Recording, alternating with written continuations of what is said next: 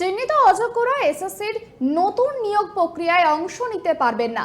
যদি কেউ অংশ নেয় তার আবেদন বাতিল হবে। এসএসসির নতুন নিয়োগ বিজ্ঞপ্তি মামলায় এমনটাই নির্দেশ কলকাতা হাইকোর্টের বিচারপতি সৌগত ভট্টাচার্যের। কলকাতা হাইকোর্টে আবারও বড় ধাক্কা রাজ্য এবং স্কুল সার্ভিস কমিশনের।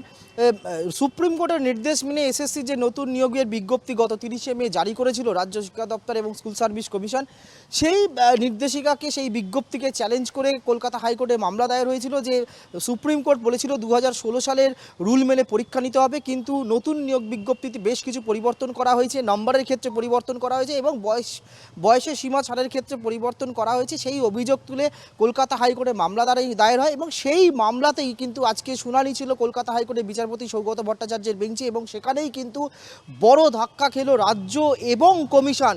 আজকে কলকাতা হাইকোর্টের বিচারপতি সৌগত ভট্টাচার্য তার নির্দেশে পরিষ্কার জানিয়ে দিলেন যে চিহ্নিত অযোগ্যরা কোনোভাবেই নতুন নিয়োগ প্রক্রিয়ায় অংশ নিতে পারবেন না। চিহ্নিত অযোগ্যদের বাদ দিয়েই নতুন নিয়োগ প্রক্রিয়া করতে হবে এবং নির্দিষ্টভাবে চিহ্নিত অযোগ্যরা তারা যদি কেউ ইতিমধ্যেই নতুন নিয়োগ প্রক্রিয়ায় আবেদন করে থাকেন তাহলে তাদের সেই আবেদন অবিলম্বে বাতিল করতে হবে বলে নির্দেশ দিয়েছেন বিচারপতি সৌগত ভট্টাচার্য। কিন্তু আজকে রাজ্য এবং কমিশনের যিনি আইনজীবী কল্যাণ বন্দ্যোপাধ্যায় শুনানির প্রথম থেকেই তিনি কিন্তু চিহ্নিত অযোগ্যদের হয়ে সওয়াল করেন এবং তিনি যেটা দাবি করেন যে সুপ্রিম কোর্টের নির্দেশে কোথাও বলা নেই যে নির্দিষ্টভাবে চিহ্নিত অযোগ্যরা নতুন নিয়োগ প্রক্রিয়ায় অংশ নিতে পারবেন না, বা নতুন নিয়োগ প্রক্রিয়ায় নির্দিষ্টভাবে চিহ্নিত অযোগ্যদের যে বাড়তি 10 নম্বর অভিজ্ঞতার জন্য 10 নম্বর দেওয়ার সেটাও দেওয়া যাবে না, কোথাও বলা হয়নি বলে তিনি দাবি করেন। এবং তিনি এটাও বলেন যে যদি চিহ্নিত অযোগ্যরা নতুন নিয়োগ প্রক্রিয়ায় অংশ নিতে না পারেন তাহলে 2016 সালে যারা পরীক্ষায় অংশ নিয়েছিলেন এবং তারা যারা পরীক্ষায় পাশ করতে পারেননি, অসফল হয়েছিলেন, তাহলে তাদেরও এই নতুন নিয়োগ প্রক্রিয়ায় বসতে দেওয়া যাবে না, পাল্টা শর্ত দেন। যা শুনে রীতিমতো বিস্মিত হন বিচারপতি সৌগত ভট্টাচার্য। তিনি রাজ্যের উদ্দেশ্যে এবং কমিশনের আইনজীবীর উদ্দেশ্যে বলেন যে কমিশনের কাছ থেকে এই ধরনের ব্যাখ্যা মোটেও প্রত্যাশিত ছিল না। পাল্টা কল্যাণ বন্দ্যোপাধ্যায় আজকে আরও সওয়াল করেন যে এখনও তদন্ত চলছে, তদন্ত শেষ হয়নি, কোনো দোষী প্রমাণিত হয়নি, কাদের দোষ সেটা প্রমাণিত হয়নি, ফলে কোন আইনে এই অযোগ্যদের আটকানো হবে সেই প্রশ্ন তোলেন।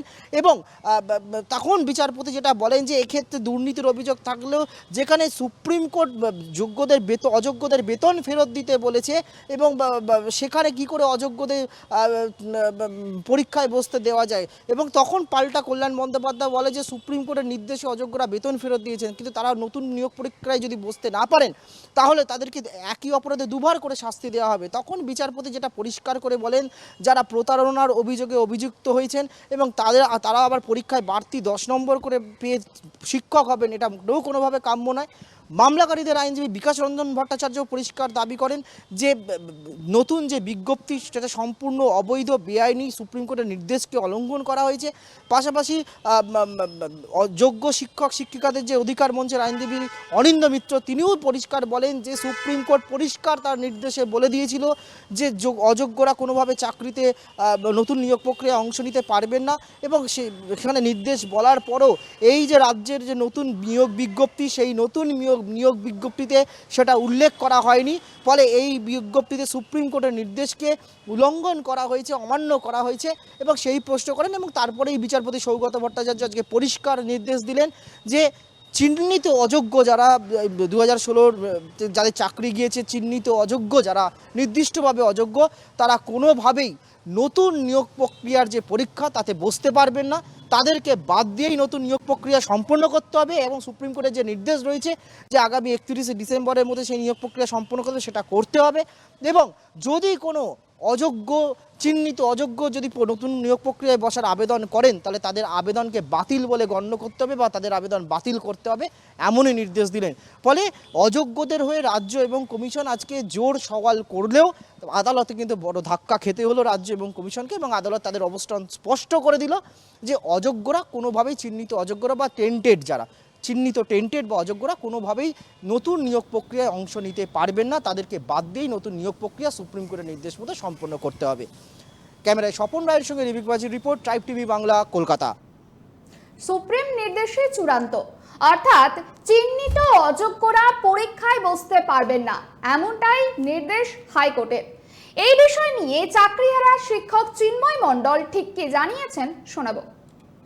হ্যাঁ, দেখুন আজকে মানে হাইকোর্টের রায়ে আমরা দেখলাম যে অযোগ্যরা পরীক্ষায় বসতে পারবে না।